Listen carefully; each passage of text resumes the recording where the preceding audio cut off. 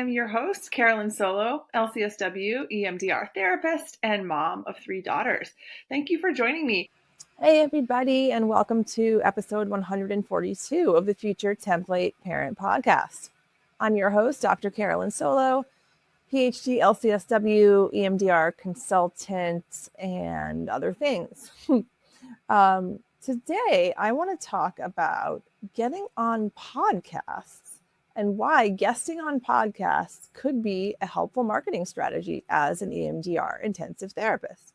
Maybe it's not something you've thought of, but I think it's something that is definitely worth exploring and actually is not too heavy of a lift in terms of your time. And 99% of the time, it's absolutely free. So we're going to talk a little bit about why this is a good marketing strategy for intensives, how it can actually help you get intensive clients, and boost your overall visibility for other kinds of career opportunities. And finally, how to pick which podcast to pitch on and how to pitch and what to do when you're actually on the podcast episode. So let's go. First of all, why is this a good marketing strategy? You might think, I'm just trying to get therapy clients. What would a podcast have anything to do with? Like, how would that help me at all? Well, it's a time leveraged tool and free, like I said. What does that mean? Well, it means with just an hour or two of your time talking about something you know a lot about, you're getting a ton of advertising. You're getting a much broader audience, right, than you normally would get, of course, because the podcast reaches lots of people. You're creating a piece of evergreen content that people are going to find over and over again. It's not going to disappear like a social media post, right? It's also something you can link to on your website that you can use in your social media. It's a long form piece of content. You can make it a blog post. So you can repurpose it in a lot of ways. You can put it on your email list. You can use it to improve your SEO because, it's going to be you in lots of different places that you aren't normally. It's going to improve how you show up in AI search engines. That's especially true because of backlinking. Backlinks, you probably know, means that like a link to your website is on someone else's website and they click to your website from, someone clicks to your website from another one. That really increases your authority in the online space, in the search engine space, in the eyes of AI algorithms. That backlinks, like you showing up on somewhere else and being linked to by someone else, right? It's also a way to establish speaking authority. People can hear you talk in depth, not just a little bite-sized reel. You're really getting to go deep and show your expertise. It could be a platform if you want to speak at things, right? You can include in your press kit, like, look, here's what it's like to have me talk about this topic. When you're talking at length, people are really getting to know you and know your service. You're providing a lot of education about intensives in an entertaining way. Yes, I'm sure you'll be entertaining. You're not just on a website services page, right? You're not just talking about intensives on a web page. You're engaging, you're having a conversation about them. And we talk a lot in the intensive space about educating, about how, potential clients often need to know what an intensive even is before they decide they want to do one. A lot of people don't even know they're a thing, right? Certainly that education can come directly from you when, a client gets on a consultation call with you, but it can also come from hearing you talk on a podcast, right? And, the education can also come from them reading about your intensives on your website, but imagine also having a clip of you, talking about intensives, or like being able to have a potential client come to your website and click on a whole episode that they can listen to about you. And if the podcast you are on records video as well, which I would say a majority of podcasts do at this point, potential clients can also see you, get a real feel for you. You could even show, I don't know, maybe on the interview, you'd show some things from your office that you use in intensives. Like, that's all really cool. And of course, you're positioning yourself as an expert and you're seen as more of an educator than a salesperson when you're talking about this, right? You have a voice and a platform. You're being given a platform, and that, automatically, naturally confers authority. So people will actually believe you're worth more because they're like, wow, this person is speaking on a podcast. They must be a hotshot. You made it onto a podcast after all. And you don't necessarily have to believe it about yourself, even though I'm sure it's true. But the potential clients will believe it about you. And you know so much. You know so much more than you realize, or you're willing to take credit for. Believe me. And also, potential clients hear you on the podcast, hear you talk about the financial investment.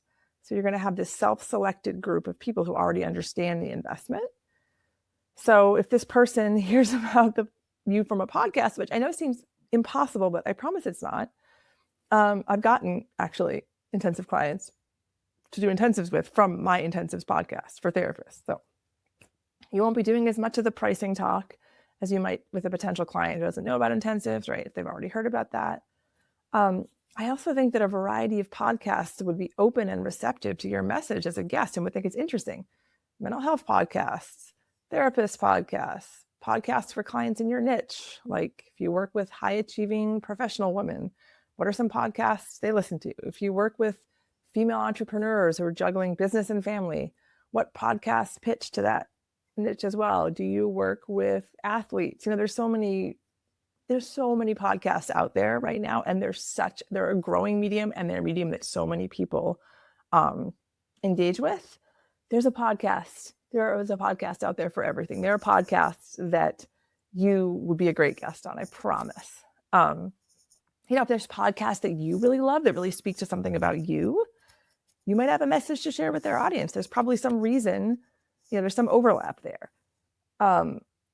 I'm not going to encourage you to pitch to like a huge podcast. Like you're probably not going to get a podcast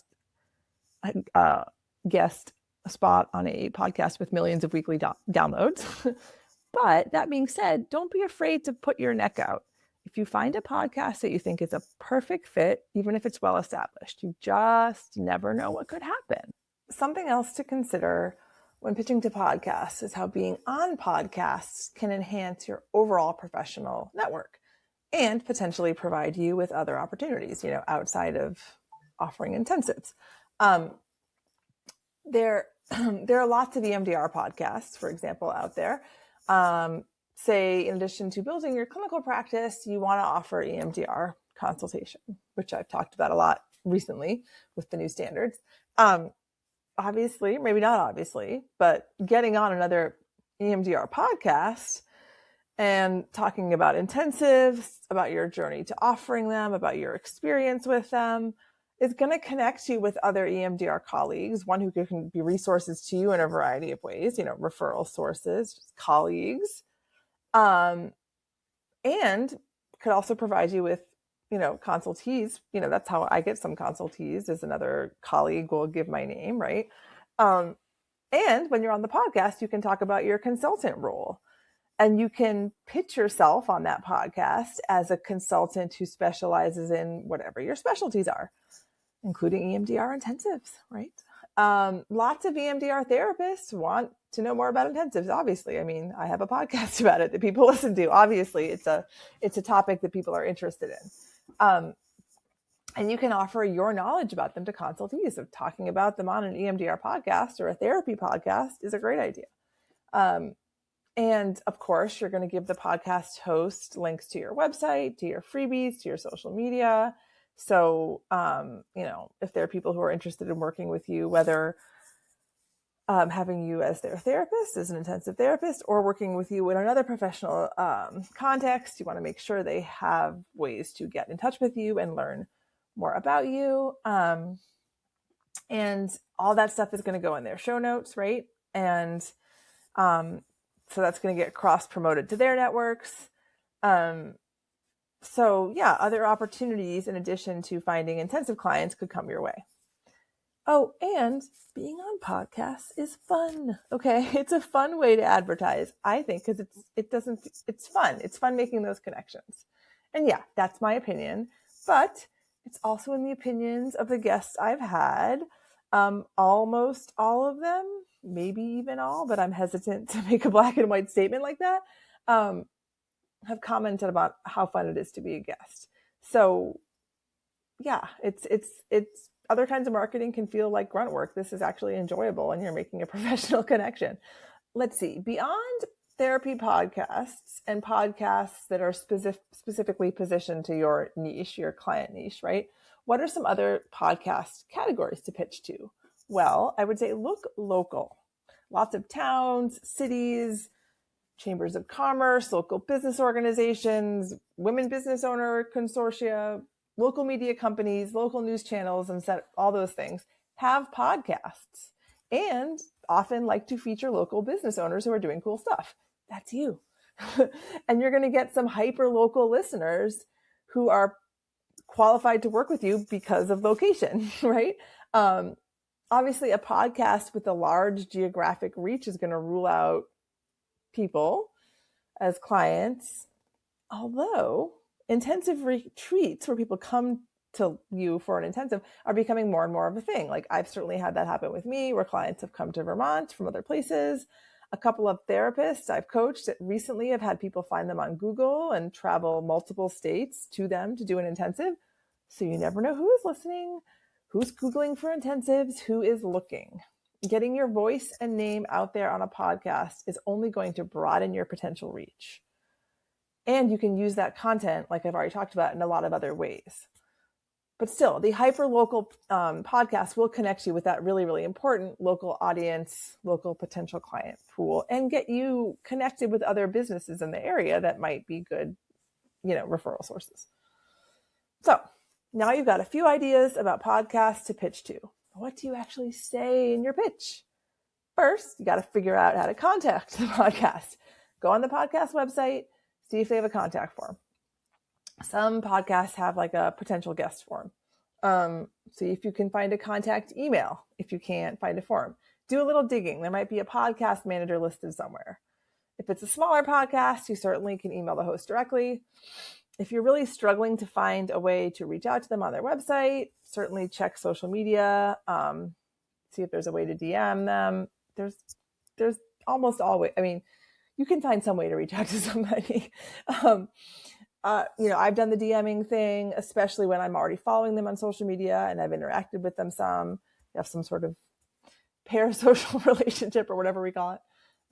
That's not technically a parasocial relationship, a social media relationship. And no matter how you reach out, you want to have a good pitch ready to go. And one of the many, many resources you get in my one-to-one coaching and in my on-demand video course is my podcast pitch outline with examples of exact pitches I've used and some prompts for you to get thinking about how to pitch yourself. So if you want the nitty-gritty details and an exact template to follow, it's all in there. But in general, what are the main pieces of a good pitch? First, that solid subject line that makes it clear what this email is about. Start, guest pitch, : okay? Don't bury it. They want to know what is this email even about? Should I even open it, right? And then, some sort of topic for the episode. Guest pitch, how EMDR intensives can solve CEO burnout or whatever. And you want to make sure it's relevant to the pod, like that when they see the subject line, they immediately are like, oh, this feels relevant, right? Yeah. And then start with a greeting and a very brief bio, like a couple of lines. Okay. Like you want at least to say who you are, but don't belabor that. They're going to glaze over it and be like, boring, right? Say something complimentary about the show to show you're familiar with it and that you listen to it. Talk about a couple episodes that have really spoken to you. So yes, you should listen to at least a couple of episodes. And then, give a brief outline of what you want to touch on in the episode and why it's going to be of value to their listeners. That is so crucial. And when you're in this email, in the first couple of lines, you want to have a hook that shows some of that why it's of value to their listeners. Like focusing on like transformation that could result from the intensive or, for their client, for their listeners, right? And, the client you're talking about is an ideal listener of this podcast, right? Then you could give a few possible episode titles. Podcast hosts really like it when you've done some of the work for them. And it also gives them a good idea of the topic and if it will grab their listeners. So you might try a few different angles in terms of names for the episode. And then hit on the 3 main points you plan to cover, just a sentence or two about each. You might, if it gets too repetitive, if like talking about the potential topics, the potential episode names feels too repetitive with the topic, suss it out, right? But you want them to have some sense of what you're going to talk about and why it is going to be a good episode for their podcast. You want the pitch email to be substantive, but not so long that their eyes glaze over, right?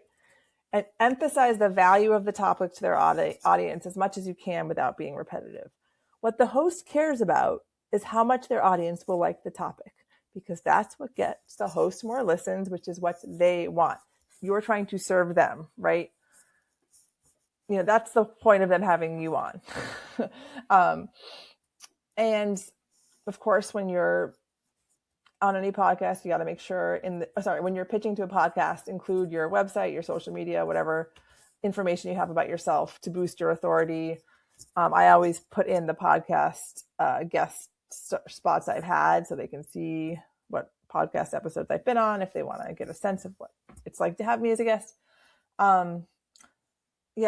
So that's pretty much what you want to include. Like I said, I have a full template for this if you work with me. A couple of things. If you send a pitch and you hear nothing for a few weeks, send it again. People are busy. I'd say reaching out 3 times in maybe 4 months. I don't know. 3 months is enough. If you don't hear back at that point, drop it for now. You can always try again several months later with an updated pitch. Like if you really feel like you'd be a good fit, maybe it just wasn't the right time, you can always try again. But don't badger them, obviously. And if you get a positive reply, but then no follow-up, definitely connect again. They can, oh my God, it'd be so great to have you. And then you don't hear from them. Make sure you're following up so you get scheduled. All right. So let's talk about, you get on the podcast. How do you prep, right? So first of all, unless the host is a jerk, and I've never had that happen, they want you to be comfortable. If you're comfortable, the interview will be better, which is good for them. Often an experienced host will send you a guest form before the interview, asking you for your bio, for a few questions that you want to be asked, info about what you're trying to promote, whether it's your intensives practice, consultation, some other service, whatever, social media handles, website info, freebies, whatever you want to have in the show notes. They might ask for a headshot to promote the episode. So if you have that form, you're extra prepared. You know what you'll say in response to the questions you want them to ask. You can often tell them stuff that you don't want to talk about if there's anything.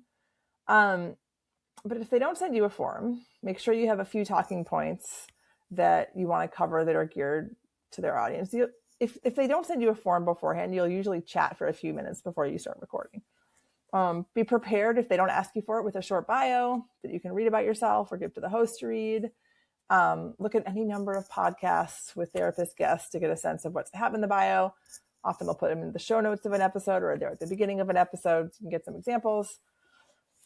During the episode, make sure you promote yourself and your service and your location. Put it smoothly in where it fits a few times because you are marketing something. Have a clear call to action that you'll have your free consultation link in the show notes. You'll have my website, your website for more information on how to book an intensive and what an intensive looks like with you. Of course, thank your host. You can send them a note or certainly thank them.